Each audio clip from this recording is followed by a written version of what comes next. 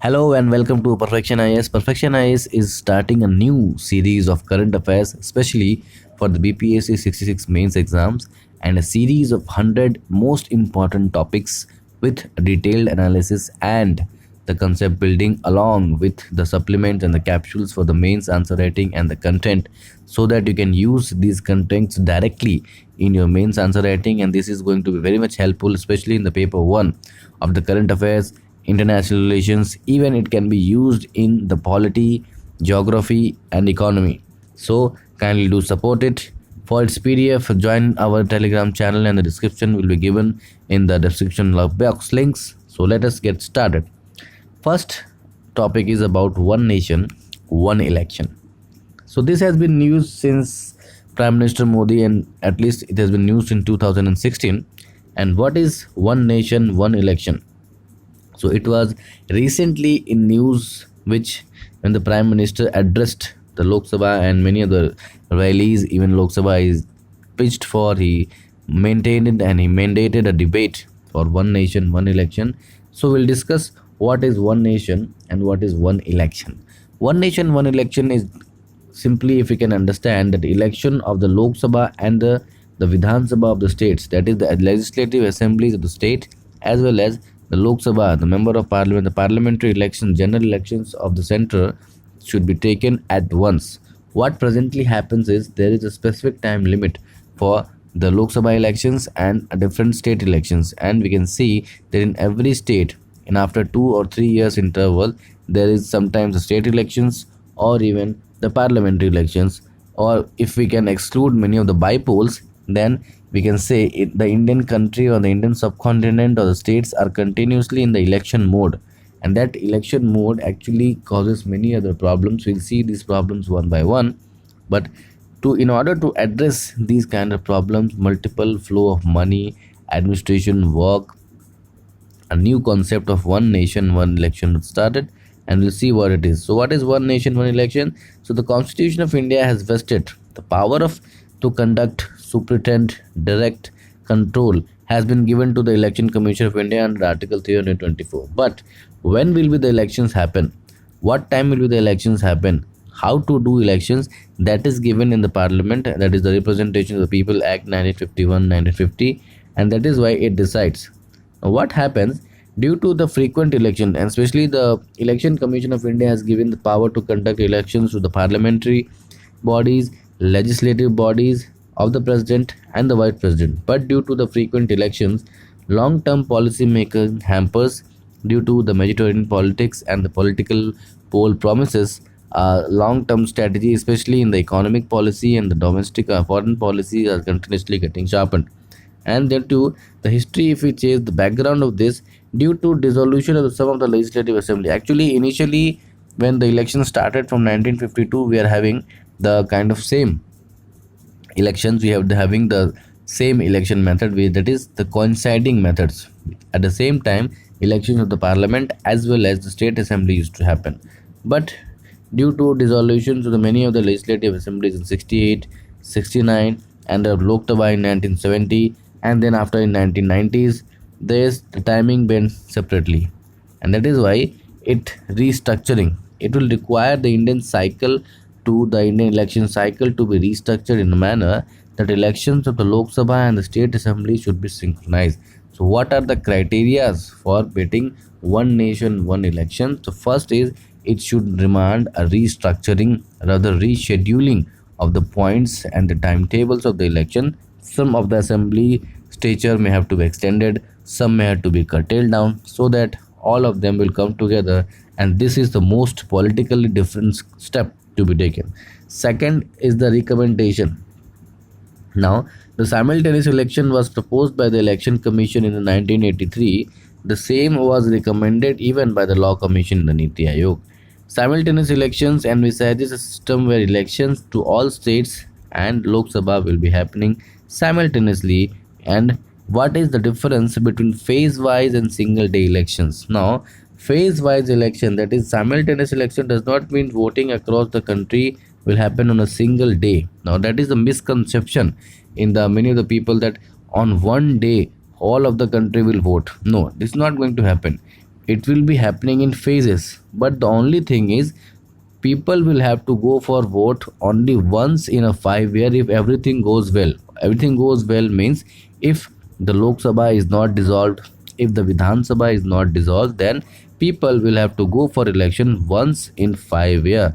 And definitely the election in such a large country like India will be happening in phases. So these are the basic criteria that need to be followed. Now, what are the arguments that supports the directive of simultaneous election, one nation, one election? First is the policy paralysis. What happens when election is announced in any of the state? It actually causes the moral code of conduct to be applied, and this when moral code of conduct is applied just on the day when the election is announced till the result has come. Now, in that procedure, none of the new policies, new schemes can be laid out. No other methodology, no other plans can be chalked out, and that leads to policy paralysis. And suppose if two elections are happening, now along with that, the elections, there are also a local body elections. So again, same moral code of conduct applies for the same. So in most of the time, this continuous moral code conduct applies, and that leads and that hampers into the policy making and its implementation. That is removed as policy paralysis. Now, functioning of the economy. Continuous election has an impact on the functioning of essential services. Like means due to simultaneous election, there has been a disruption in the many of the public lives, security, and large amount of spending, mobilization, and that actually hampers the economy. That it upports and promotes populism.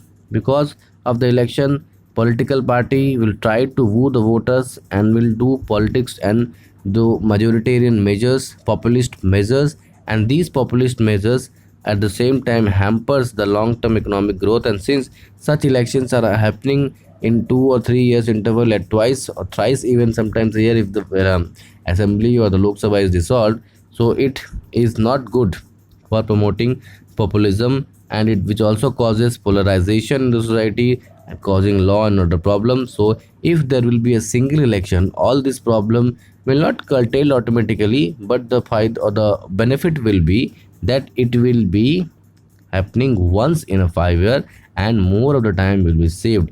High amount of voter turnout can be accepted. That is, if once election is happening in 5 years, people will definitely be eagerly use their franchise. Corruption, black money can be stopped, or stopped means in the case it can be limited to just once in a 5 years, not even completely stopped. It is economical because in order to conduct a huge, humongous elections every 2 years, 3 years, or Vidhan Sabha election, then Lok Sabha election, then by-polls, then local body elections, amount of money spent in the security, mobility, teachers, training, EVMs, VVPAT, etc. will all be saved, and then it will be a huge impact, huge benefit to the exchequer of India, and then definitely security forces will not be mobilized in these menial works. Now, what are the against? So the very first is the operational feasibility. That is, what if any of the houses, even Lok Sabha or Rajya Sabha, or not Rajya Sabha, Lok Sabha and Vidhan Sabha get dissolved? Then what happens? So when a Lok Sabha or Vidhan Sabha get dissolved, what will be the future? So will the Lok Sabha will wait to 5 more years to the state bodies to complete their time, and then it will be a re-election? Or if the Lok Sabha is elected and Vidhan Sabha dissolved due to the having non-majority, so will the Vidhan Sabha will wait for the next 5 years to get any elected chief minister?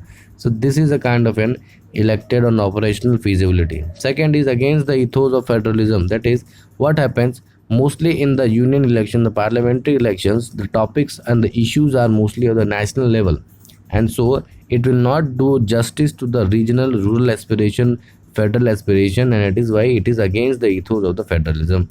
It impacts to the voters behavior also, reduces the government accountability, especially the state government accountability. It becomes a one man show election. Holding the simultaneous election will require certain prominence, so it will require constitutional amendments, which in the near future is definitely going to be challenged in the Supreme Court. And then it will benefit the national parties. Why? Because they are national in nature, and they will just amount of get, they will good seats. So in the flow of the good national works, they might get a better amount of seat and the state levels also. Now, currently, what are the steps taken? So, related to Constitution Article 32 of the Constitution provides normal term of 5 years the House and the people of Lok Sabha, and Article 172(1) provides similar training for the state legislature. So, what we'll have to do is, if we have to take or if we have to go through simultaneous election, we'll have to amend these two articles and bring down the timing of those assemblies whose time has been waiting, and we have to extend the assemblies of those assemblies where time actually are over in order to get a synchronization that will require a huge constitutional amendment. We can take experience from the other countries. In South Africa, election to the national and provincial legislature are held simultaneously for 5 years, and municipal elections are held under 2 years. Especially in Sweden, election to the national and provincial legislatures and local bodies are held on a fixed date. Just like USA, the election is having a fixed date, and then we can use such kind of formulation. The Law Commission of India under Chair Justice B.S. Chauhan released his draft report on simultaneous election on August of 30th, and he said that the key is no confidence motion. So in order to conduct, if there is, so he advised some of the provisions if in the case of the government failure and how it can be accommodated. So it works or it talks on the concept of alternate government. Means if the Lok Sabha, if the majority government fails in the Lok Sabha, what will happen is the opposition will place an alternate prime minister, an alternate government, so that there will be no dissolution of the house. So in case of hung house assembly, if no party secures a majority, then it may be result in the hung house. And then in order to prevent, the commission recommended that the president government should give an opportunity to the largest party with the pre-poll alliance, and then it will be supported by the opposition just to take care of the government. No major decisions will be done. Similarly, amendment to the empty defection laws will also be needed. Now, what can be concluded?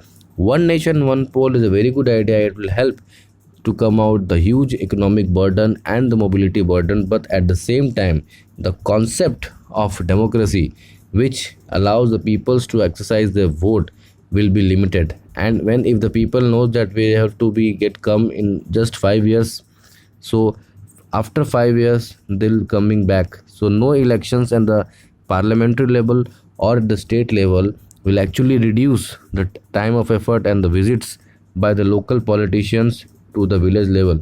At least had there been two phases of election like Lok Sabha and Vidhan Sabha, the people or the political leaders or the Netajis used to come to the people every 2-3 year intervals in order to get votes. But what will happen if there is fixed that any election, both of the election are going to happen after 5 years? People will take vote and forget the public, and then after 5 years they will be remembered. So this kind of accountability can also be hampered.